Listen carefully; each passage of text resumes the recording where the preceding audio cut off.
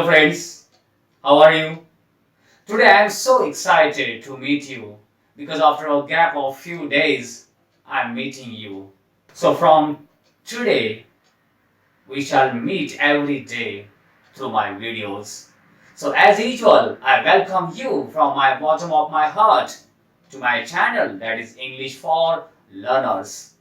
Friends, today we are going to learn a 9th standards poem, that is Coromandel Features, written by Sarojini Naidu. As you know that Sarojini Naidu loves Swadeshi. And in this poem, the poetess has described the life of fishermen. In this poem, the poetess has described the fisherman's life in Coromandel coastal area. As you know that Coromandel is a coastal area of southeastern coastal place. So we shall see the of life of fishermen in that coastal area, Coromandel. Let's watch and enjoy the poem. But before that, as usual, I request you, don't forget to subscribe my channel. The name of the poem is Coromandel Features, written by Sarojini Naidu. Let's listen the stanza number 1. Rise, brothers, rise. The awakening skies pray to the morning light. The wind lies asleep in the arms of the dawn, like a child that has cried all night. Come, let us gather our nets from the shore and set our catamarans free, to capture the leaping wealth of the tide, for we are the kings of the sea. In this stanza, the poet is addressing the fishermen. The poet is talking to the fishermen. The Coromandel coast is the southeastern coast region of the Indian subcontinent between the Eastern Ghat and the Bay of Bengal of the Indian Ocean. The given lines of the stanza refers to early morning. Here the poetess Sarojini Naidu says to fishermen, Coromandel fishermen, she is motivating to wake up and get ready to go to the sea. That's why she said that rise, brothers, rise. The awakening skies means the early morning sky is compared someone who is waking up from sleep. So here the poetess has used the figure of speech, metaphor and personification. She says that the awakening sky is praying to the morning light. Poetess says to the fishermen that the wind lies asleep in the arms of the dawn like a child that has cried all night. Here the poet has compared wind with a child. Like a child that has been crying all night and the wind is now sleeping, means the wind is silence.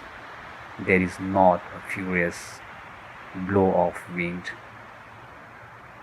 That's why the poetess says to fishermen, come, let's collect our fishing nets and free the boat to catch fish from the sea, means to set our catamaran free.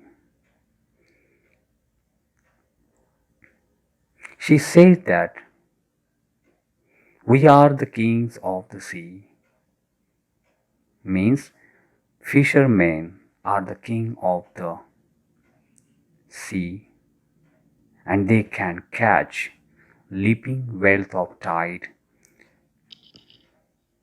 Leaping wealth of tide means fishes are the leaping wealth of the tide and fishermen are going to catch them. So they are brave, they are ruler in this sea. That is why fishermen are compared with the king. Next stanza. No longer delay, let us hasten away in the sea track of the seagull's call. The sea is our mother, the cloud is our brother, the waves are our comrade alls. What though we toss at the fall of the sun, where the hand of the sea god drives? He who holds the storm by hair will hide in the breast our lives.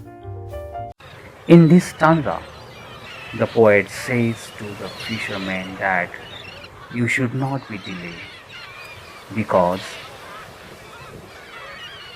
seagulls are calling you. So hurry up, hasten means be quick to do, and let's move fast and follow the track of the seagulls. Again, the poet says that she is telling the relation between fisherman and sea.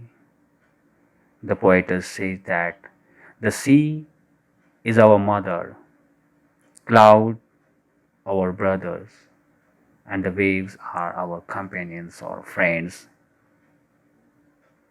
Even if we are still far away from the shore, we do not fear anything because we are protected by the sea god who has the power to control the storm.